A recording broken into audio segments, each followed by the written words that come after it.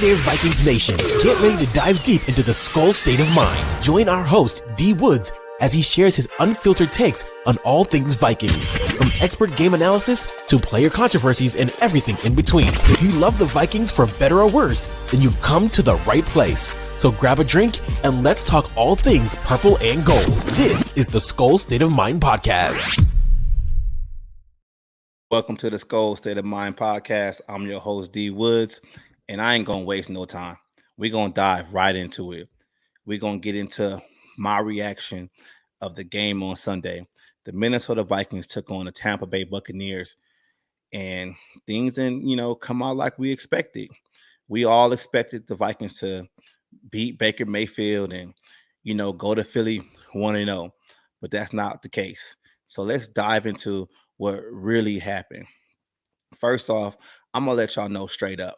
Look, we ain't finna talk about Kirk Cousins too long on my channel because at the end of the day, we know what Kirk Cousins is and we know what Kirk Cousins ain't. So you either going to roll with him or you not. It is what it is. So all y'all out there that's, blaming Kirk Cousins for this, blaming Kirk Cousins for that. I mean, how long we going to keep talking about it? We know what Kirk Cousins is. Let's talk about everything else around him because in my opinion, KOC didn't actually come out with a game plan to be successful on offense, and he's supposed to be this offensive savant, but I ain't seeing it. I ain't buying it. Low key, I'm starting to feel KOC is a little bit of a fraud right now. Let's go step by step. Getting ahead of myself. All right. First off, all right, we know the offensive line is not the best offensive line in the NFL. We know we got two great tackles in O'Neal and Darisaw. After that, you got a young guard in Ingram, Gary Bradbury in the middle playing center, and then you got Ezra Cleveland playing the other guard spot. Excuse me. So we know what it is. Now, my gripe with the situation is, all right, that's the same starting offensive line from last year. Now, if you really felt that the offensive line basically was okay, if they were going to, gel together, it was going to be some kind of continuity, whatever you call it, whatever, that's cool. But why are you calling these plays that's so long developing down the field where these, the trenches, they gotta hold their blocks longer because the play is developing so long down the field. Like, I'm gonna be honest with you. First play of the game, Alexander Madison, boom, couple of yards. I was like, okay, he gonna get busy today. But within that same series, it was maybe like a 3rd and 2, and KOC called a pass play. That's not how you run the ball effectively. If it's 3rd and 2, just give it to the fullback, give it to the halfback, and go get those 2 yards. Like, we got to really stop saying like, oh, the offensive line is the problem, that's why we can't run the ball. No, we're not running the ball because they're not calling no damn run plays. Let's just be real. Like, I'm a big Laker fan, and Kobe Bryant said it best. You miss 100% of the shots that you don't take. So if you're not trying to run the ball, then you ain't going to get no running yards. And everybody knows who follows football or who plays football, or whatever. As an offensive line, you're more comfortable going forward than you are going backwards. So I feel like KOC should start using the running game to kind of get the offensive line in rhythm. Let them go at the defense for a couple of rounds, let them do what you do. Like, I just don't understand it. Like, I get frustrated with the situation because it's like you have a lot of people talking that really don't know the game. I think they watching another game. I really do. Sorry about that. I really do. Because it's like they just abandoned the run game. Like, it's just we just gonna pass. Like, why you sign Oliver? Why did you resign, CJ Ham? They can help you out in the run game, but you make your offense one-dimensional when you just want to pass the ball. But all right, just moving on. Back to KOC though, right? Like, when he came in, last year as a hot shot coordinator, he was touted as this offensive savant, and the offense is going to get better and everything like that. But I've been saying it since the offseason.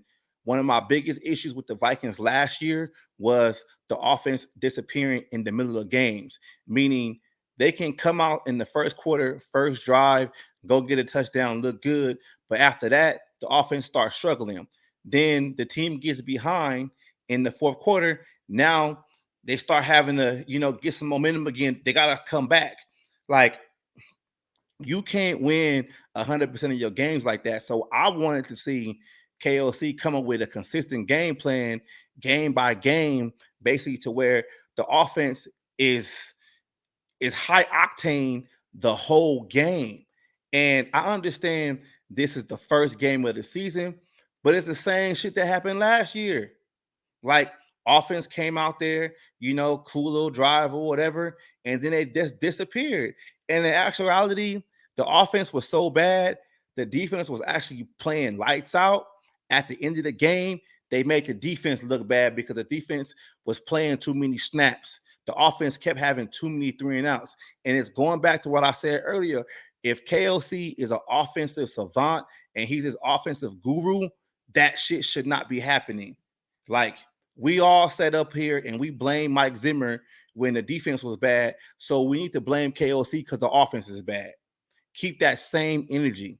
I just don't understand it. Like, we want to sit here and we want to make excuses like, oh, the offensive line is this. Oh, Kirk Cousins is this. Okay, so game plan. Game plan for that. You know that you have weak spots in your offensive line. Game plan for that. Like, I don't understand it. Is it rocket science? Like, get it together. So we gotta start being more honest as Viking fans, because just like I said before, it's real easy to get on here and blame Kirk Cousins for everything. But Kirk Cousins ain't the only problem that's wrong with this offense. The offensive guru ain't acting like a damn guru right now. He's really not. So let's just be real with it. I mean, people can get mad. They can say I'm overreacting. I really don't care, because this is the same pattern that happened last year. Now, let's not wait till the Vikings is 1-5, and now you want to say, "Oh, KOC, man, I don't understand why he calling these plays." I've been saying that. All right, Brian Flores, hats off to you.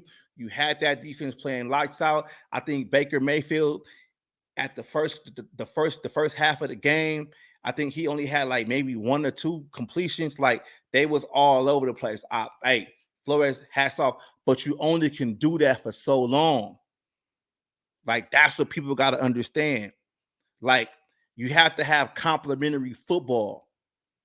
The offense can't be going 3-and-outs, and then the defense is on the field for multiple series. When it gets to the fourth quarter, they get gassed. Like, I really wanted to record my episode for this, reaction video directly after the game, but I was really too heated because I just saw a lot of things that I didn't like, and I kind of wanted to calm down, and I really wanted to dissect it a little bit more, get some sleep on it. But I mean, I'm here now and I'm just thinking about it. I'm getting amped up because it's like, it's the offense, man. Like, it's the offense. Defense came out there and played.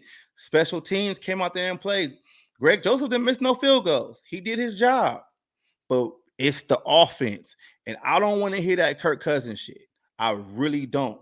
Like, Alexander Madison, you only had 34 yards. And I'm going to give you a pass this game with the 34 yards, because I know for a fact while watching that game, KOC did not call as many rushing plays as he should have. So from a running back's point of view, he needs to be able to develop a rhythm throughout the game. He needs to be able to wear out the opposing defenses. Do I think Alexander Madison can do it? Yeah, but he ain't going to do it if you ain't giving him the carries. Straight up. Like, let's just call it what it is. Like, the offense only rushed for 44 yards last game. against Tampa Bay. That can't happen. You can't win games like that because if you're going out there and you're having Kirk Cousins drop back every play, you're making your team one-dimensional. And when you're one-dimensional, defenses, this ain't high school. Defenses have film. They know how to counter situations. And if they know you passing, they're going to rush the quarterback. And it goes back to what I said before. They're going to rush the quarterback and they're going to rush the weak points of the offensive line. So KOC, why are you allowing this? You know they blitzing, and you called a screen pass to the tight end again. Why are you calling these plays? They didn't work last year. What makes you think they're going to work this year? Can you get some screen plays with the running backs or the wide receivers, not just the tight ends? Be more creative. I'm telling you, it might be an overreaction, but I'm starting to feel like KOC got the job just because he was the man standing next to Sean McVay. I'm just gonna say it. I'm just gonna say it. You might not like it, but this is how I'm feeling right now. Maybe the next game against Philadelphia, offense can ball out, and I'll be reserved. But then I want to see it happen on a consistent basis. I don't want it just to happen just for one game, because if you really sit here and you think about the offensive weapons that this Viking teams have, Justin Jefferson, the best receiver in the league, straight up, no, without a doubt. All right. So you got JJ, TJ Hawkinson, Jordan Addison, KJ Osborne, Alexander Madison, CJ Ham. You got Oliver blocking, a blocking tight end. You have everything you need on the offensive side of the ball to succeed. So there's no reason why the offense should be going 3 and out too many times. Like, I just don't understand it. I just don't understand it. And I blame KOC's play calling on why the Vikings lost the game. Debate me. You can be in the comments. Let me know how you felt about it. But first off, if you really sit back and you think about Kirk Cousins on the fumble, okay, Antoine Winfield Jr., he broke free. Nobody picked him up or whatever. Yeah, Kirk Cousins shouldn't have audibled out. He shouldn't have had a out route or whatever. Okay, that's probably a little bit on him. All right, let's talk about the interception. I thought KJ caught the ball. If he catches the ball, takes a half a step and turns around, it's a touchdown. But it's sort of like the same situation that happened last year, against the Chicago Bears. It was like the Cam Dancer situation happened all over again. The defender just ripped the ball out of his hands and ran with it. So that's up to debate. Is that on Kirk or is that on KJ? It's on both of them. Real talk. Then, Ed Ingram just flares his hands out of where and knocks the ball out of Kirk Cousins' hands and causes the fumble. That can't happen. So let's talk about Ed. Let's talk about Ingram for example. Second round pick, I feel people are a little too hard on him right now. It's like I just kind of feel like sometimes as fans, people find a guy that they can just pick on and they know he's struggling. And they say, oh, this guy's a problem. This guy's a problem. Like if you really look at the game or whatever, yeah, he had a bonehead play. But at the end of the game, like he wasn't really like that bad. The offensive line was bad, period. Like it wasn't that bad. And I'm gonna give it, and I'm gonna tell you how I feel too about this Dalton Reisner situation. I do understand that, if you sign a player before the first game of the season and he's a vested veteran, that contract will be guaranteed. And maybe the Vikings do sign him, this week sometime. But I think about it like this. Why the hell is he available? Okay. There's 32 teams in the NFL. And at the beginning of the free agency, he was available. Nobody wanted to bring him in for anything or offer him any kind of contract. He's been sitting at home since the end of the season. So you need to really think about, is this player even any good and any kind of upgrade on this team. It's the same shit that we talked about last year with JC Treader. Everybody, JC Treader. He's still sitting at home. Still. Nobody has even brought him in to do anything. Stop picking and choosing these players that's sitting at home that nobody clearly wants, that you're thinking is going to be an upgrade on this team. You're making the team seem desperate. Straight up. Do I understand Ingram is struggling and he needs to do better? Yes. But signing somebody off the streets that everybody else had the option to sign isn't going to help the situation. So how are you going to feel if Dalton Reisner comes into the situation and he sucks? What are you going to say then? Who are you going to blame then? I'll wait. Because it's obvious nobody else wants him on their team. They haven't even brought him in for any kind of workout. But you want to go on social media and Dalton Reisner this, Dalton Reisner that. Who the fuck cares? All right? Ingram is playing right now. He's a young person, a young player developing or whatever. He going to have his struggles. Am I okay with the boneheaded plays that he's stepping on Kirk Cousins or he's knocking the ball out of Kirk Cousins' hands? No, I don't like that either. But stop talking about somebody that's at home that nobody wanted. It makes no sense. JC Treader, same situation. JC Treader to the Vikings. JC Treader this. JC Treader that. Nobody wanted him. He's still at home for the second straight year. Be real with yourself. It's coaching. That's what it comes down to. But it's hard to say because it's like, oh, he's in his first situation. He's in his second year. No, it's coaching because you knew what you had last year, but you didn't do what you needed to do to fix it. All right? Did you bring anybody in to help Ingram out with the way he sets? No, you didn't. You kept the same shit.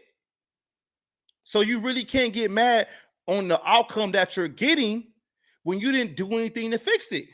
So that's what I'm saying. Some of this blame is falling slowly on KOC and Quasi. Like, I'm going to be completely honest with y'all. Like, I want a Super Bowl. I want to see it, okay? And the way it's going with this, I want to be everybody's friend, kumbaya mentality or whatever, I'm not buying that shit. I'm not. Because when it comes to the offensive line, if you knew you had a problem in the offensive line, then you shouldn't have signed somebody to fix the holes. Straight up. Like, I'm going to enjoy Jordan Addison, this season. But you could have used that draft pick and signed a guard, drafted a guard. You could have traded down and got more picks, drafted a guard, but you didn't. So you stuck with what you got. So fans, you got to understand that they wanted this offensive line situation, and this is what they're going to be getting into. All right? Straight up. That's just how it is. So that's what I'm saying. Like, it's time. It's time that we start questioning KOC.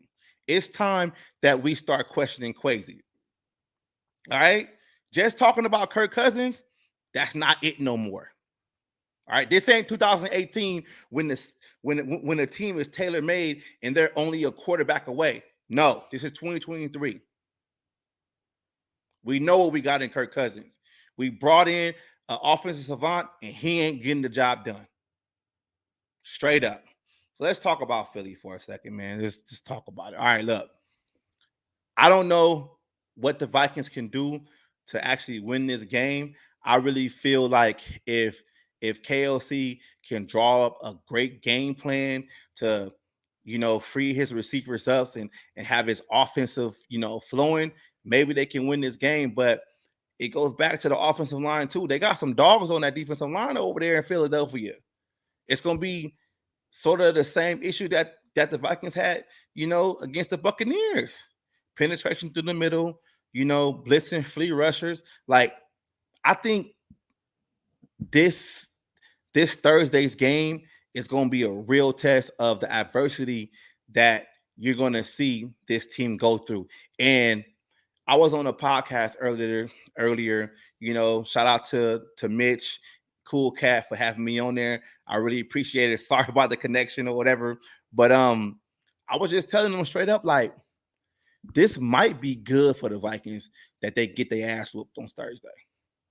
I know that might sound, bad coming from a diehard Viking fan, but I really want to see, how these guys going to pick themselves up. I really do. Like, if the Vikings start 0-2, we got to start asking questions. And I really want to see how Kevin O'Connell, how Kwesi Adolfo-Mensa are going to start asking these questions. Because if the way Brian Flores has this defense playing, you can't blame it on the defense now. You can't. This ain't Donatello. Like, Brian Flores had that defense playing lights out in the first half. Baker Mayfield only completed like 3 passes.